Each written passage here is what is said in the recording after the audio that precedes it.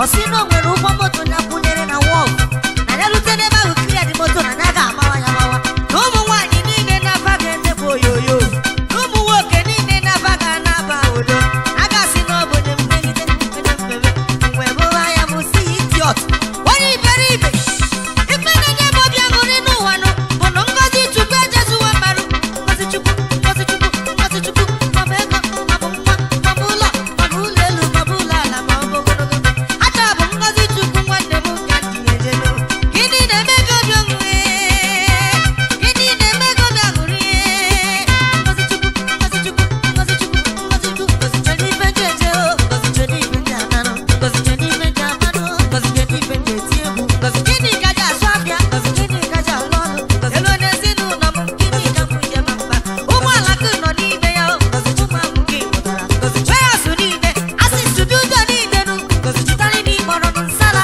n'ọsọ ama amama ngozi chukwu ife niile ibere ngozi chukwu na-eme ya ngozi chukwu ya ya ngozi chukwu ngozi chukwu.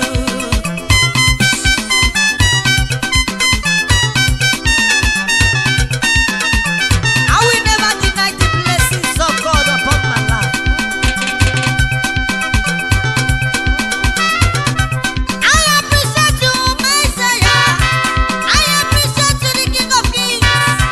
I appreciate my colleagues. I appreciate the loving ones, my fans. I appreciate my friends. I appreciate everything you have done for me, everything you have done in my family, everything you have done in my business area. I appreciate. Gini kanja go, ngozi chukwu kanja eje, ngozi chukwu kanja mmanụ, ngozi chukwu kanja eso, ngozi chukwu. Ife ji na bamba wede ebe ekwensu nọ, ekwensu kasị m iwe ma ewede ngozi chukwu bịawa.